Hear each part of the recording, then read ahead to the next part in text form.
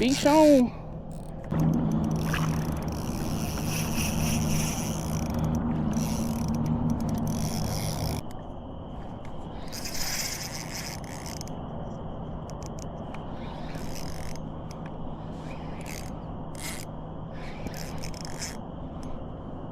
Well, ladies and germs, we're back down here at the carp spot, which are not going to be carp fishing, you know, if by chance one comes along and wants some nightcrawler, yeah. But there are some fish in here. Y'all can't really see them, but right over here on the back side of this little point, there are some fish, you know, tailing their tops of their tails poking out of the water and whatnot. And I just seen one splash right out here, so we don't have any carp bait with us, but if one comes along and wants some nightcrawler, well, there we go. Definitely going to cut up some bait if we can catch some bluegill or small yellow bass, something like that, and try to get some cat rods out, because there have been a couple of catfish caught back through here. I mean, nothing huge, but catfish is a catfish. But we're really just going for whatever wants to bite. So I'm going to get a couple of rods down here, get rigged up to get to fishing. All right, finally rigged up, which took entirely too long because, you know, tying fresh leaders and stuff when there's 100-mile-per-hour winds. It's more like 15, 20 mile per hour, but you get my point. All those lines flopping around, it's not exactly easy, but same things we was using a couple days ago, just a split shot above a hook, but with a like 3/8 ounce egg sinker above that little split shot. That way it's technically a small Carolina rig, you know, chunks of night crawl and all that jazz. So let's wait on some bait and then get these heifers out. Like I said, the water is considerably higher than it was the last time we was here, but the water is also not as blown out and rolling as much. But I'm also not seeing nearly as many fish feeding up shallow. Like the other day, they were just all over the place, and we're getting bit on this one. Do we finally have bait? No.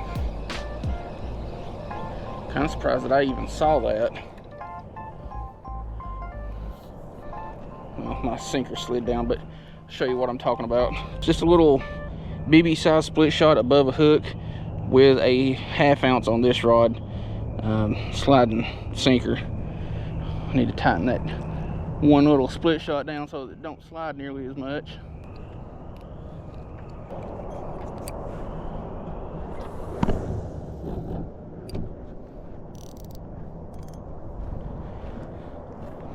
And we back in business. Now we just gotta wait for a bite.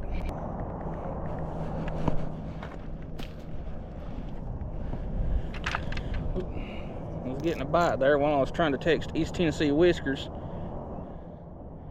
Are you still there? Ah, darn it, missed it. No, wait a minute. Yep, you're still there. Hey, you caught something other than a yellow bass for a change. And you're also going to go on live since you're so small, which I don't know, I kind of want to cut you in half and use you as cut bait for both rods. But which one of y'all is my, there we go, medium light? I've got 3 of these Mad Cat rods that I haven't caught a fish on. The rest of them I have, and I've got, shit, I don't know how many Mad Cat rods.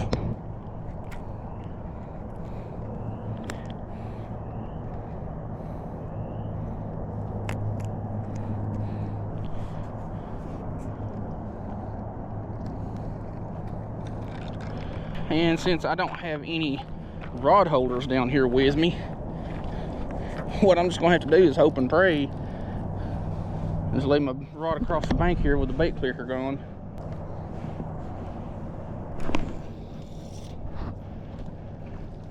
And I fear I just threw off my freaking bait and got a little bit of a backlash casting into this wind.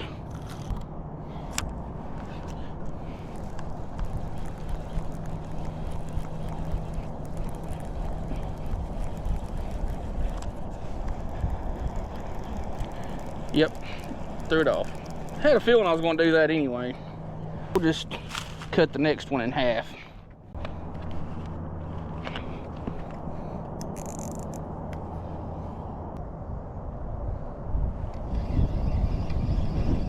there a fish on here?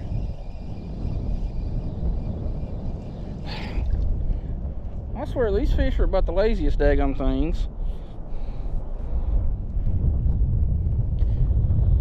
You fin me. You little turd. Little yeller bass. Well, you're not getting thrown back. I need bait from other rods.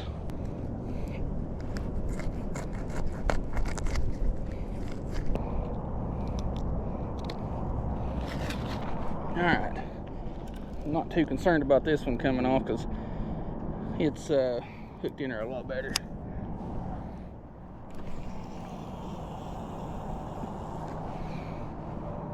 That's a good 50, 60 or so yard cast. Clean enough for what I want to do.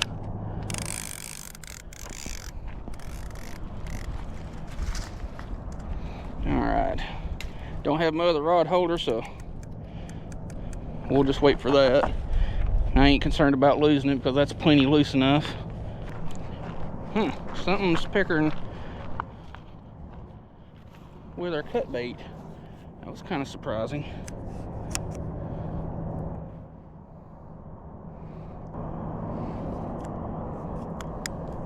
Yeah, well, we're gonna set her back down because apparently it was just nibbling. Of course, then again, it could have been something swimming into the line too.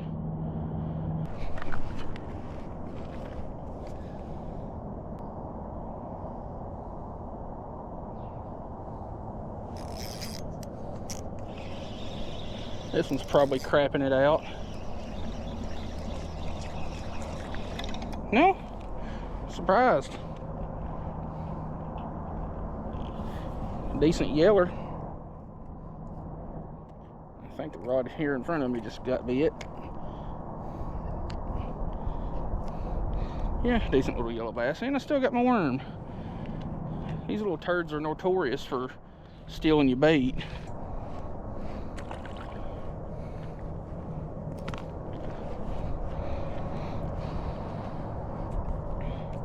Well, this has already turned out to be a better stop than it was the day before yesterday in the same amount of time. Like, it was an hour before I got my first bite the other day, and we've been here 26 minutes and already caught, what, 3, 4 fish, something like that. I don't know. Numbers are hard.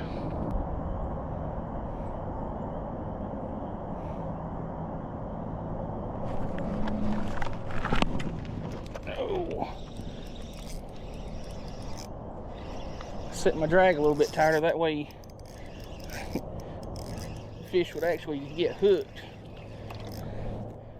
instead of just peckering with it. It's our buddy old pal, the drumfish. There we go. There, there's a decent eating size one. A little bit small, but you can get some good chunks off of those. And they're not as nasty as people like to believe they are.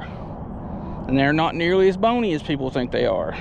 A good fillet off of a drum is just as clean, flaky, you know, white meat as crappie or bluegill or white bass, stuff like that. And that rod has been getting peckered on for a while, so it may just be turtles messing with it. So I could put my other rod out too, but I just want to kind of test the waters right now.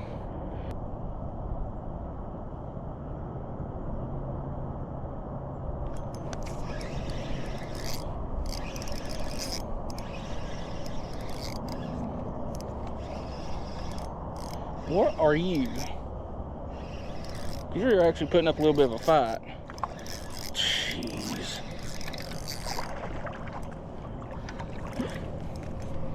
Another just mondo yellow bass. That one, I need to find my measuring tape.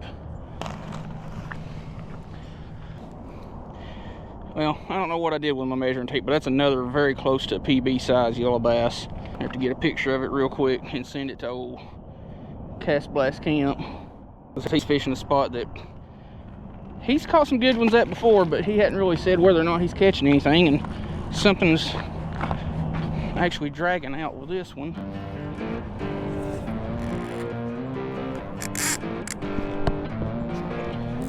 Fish on. That or it's a turtle.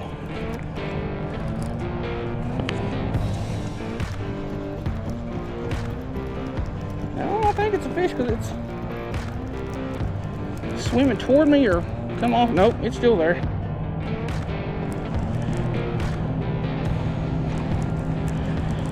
Glad to finally get something on this rod because this is one of the three that I haven't caught one on. It's a 7.6 medium light Mad Cat's bolt. I don't know if this is a fish or not. It's not really fighting like a channel or blue.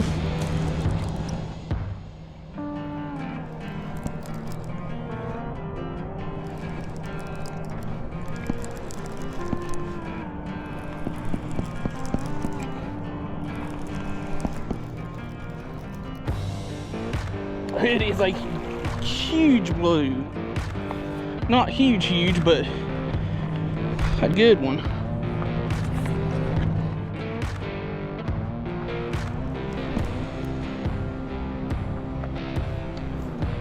Alright, let me get my grips. And my other bait rod's getting hit.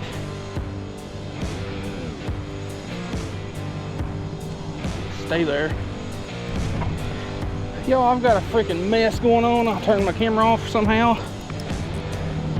I've got about a 10 or 12 pound blue on this rod, and something large grabbed my night crawler.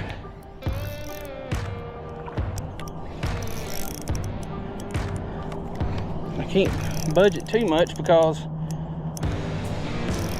I've only got 10 pound test on here and one of those really thin wire cricket hooks.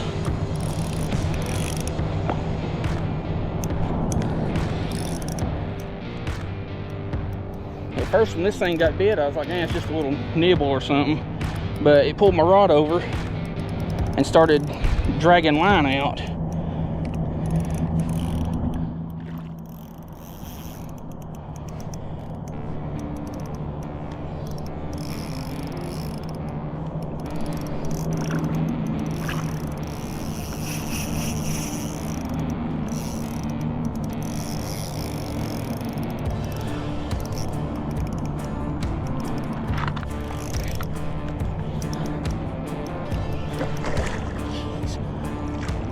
Jeez.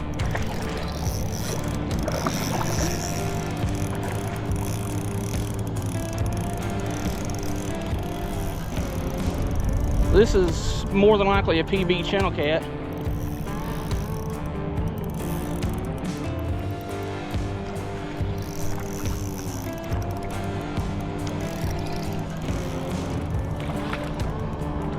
Nah, I don't know about PB, but it's definitely a good one. All right, y'all, here's the first of the two fish. It's actually the second one to come along. It's about a 7 or 8 pound channel cat, close to my PB. You hear that? I don't feel you hear that, like a meowing coming from it. Good channel. Let's get it back.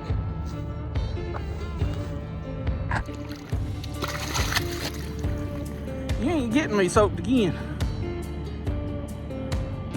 Nice. N-I-S-S-A-N. Nice. Where are my pliers? Alright, here's the second one. About a 12 or so pound blue cat.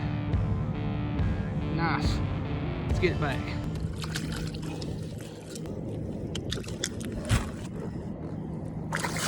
Oh, you would do that. God dang it, my socks and my shoes are soaked.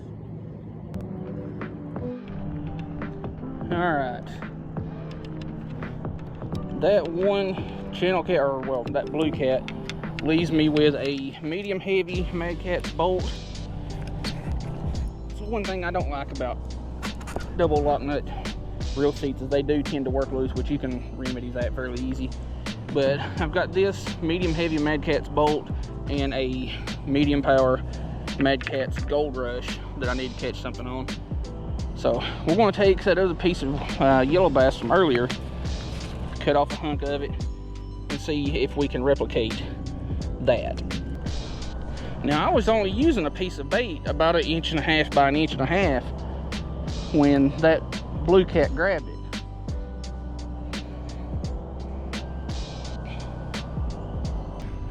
And we're going to do the same thing. We're just going to lay it over here with the spool open and the clicker on.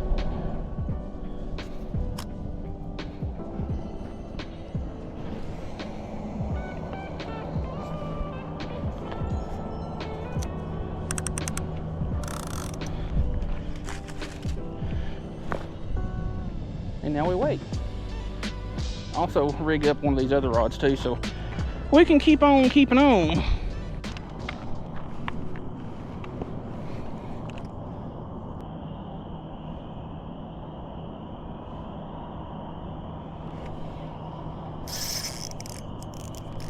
Okay, that's another something large.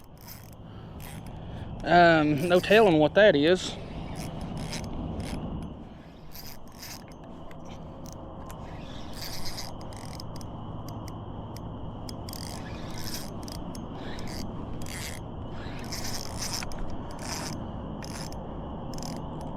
Feels like another channel cat.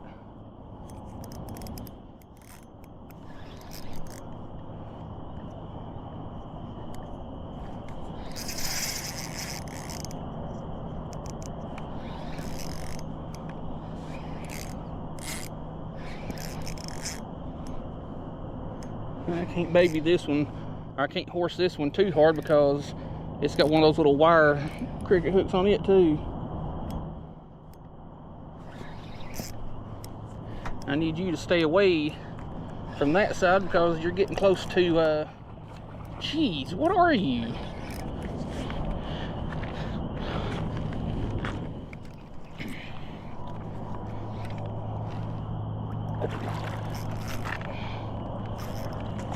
Another channel.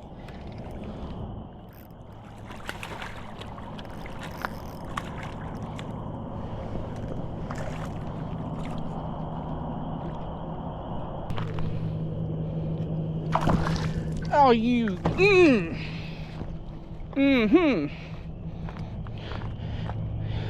I know y'all saw what that, or what this thing just did. I guess I need to wipe y'all off. Not that it'll do a whole heck of a lot of good. All right, y'all. Hopefully y'all can see I got my camera on my backpack, but another channel, staying solid one too. This one's every bit of probably 7 or 8 pounds. So let's get this one back. Try to do it again. Cause why not?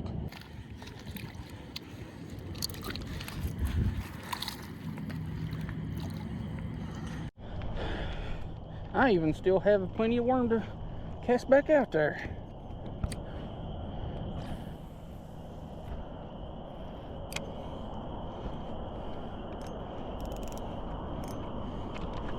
Alright. This has been a good afternoon already. Are y'all still dirty? Okay, maybe not. Well, I guess I could go over the rods. Y'all seen them before in the videos, and you probably, I don't know, you can see them or not. Probably can. The one on the left here, the other left, the right one, the other left. 6'6" stash stick by 6 cents. Stratic 1000 10-pound braid. The other one, it's another stash stick, but it's a 6'9" medium with another Stratic and 20-pound braid. And I've got them both down to a 12-pound fluorocarbon leader. And just one of these little teeny tiny cricket style hooks. But I think the ones that I caught those on are like a size 6 or something like that, just a little bit bigger. And night crawlers of the night. But the other rods, both of them are 7/6 Mad Cat bolts. This one's a medium light, that one's a medium heavy. It's got a Piscifun Chaos 60 reel. This one's got a Chaos 50, both with 40-pound Whisker Seeker mono. And the thing I like about the Whisker Seeker mono definitely feels like it's a little bit smaller diameter than, say, Berkeley Trilene and 40-pound. It actually feels closer to about a 30 or 35 pound monofilament. It definitely casts better, and it's really, really good under a black light. If you like doing a lot of night fishing and want to be able to see your rods and your line really well, check out Whisker Seeker Sunburst line. And by the way, if you're looking for a good bait knife that's cheap, check out More Knife, or More Niv, whatever you call it. I think it's More Knife. I've had this thing for probably 10 or more years, and it's a super, super strong knife. Like, it's got a very, very thick blade, cuts through stuff like, well, a hot knife through butter. And I only really sharpen it just every so often, and yeah, it's just been a really great bait knife. Really comfortable, soft gripped, and really easy to find that particular color if you drop it or whatever. You also got a belt loop there, or a clip, so check those out also. You know, I'm not complaining about catching those 3 catfish, but it would have been awesome if one of those 2 channels was a flathead. That way I could have got the trifecta, because I do be liking me some flatheads. I just don't really ever see flatheads coming from a flat spot like this. Like, this is pretty much just a big mud flat with a creek channel that feeds out to the river. But, you know, occasionally you can find flatheads cruising these mud flats. Well, apparently all the fish have gone to bed or something, because nothing has bit since the last one. So I'm gonna go ahead and start dragging my stuff in and head toward the house.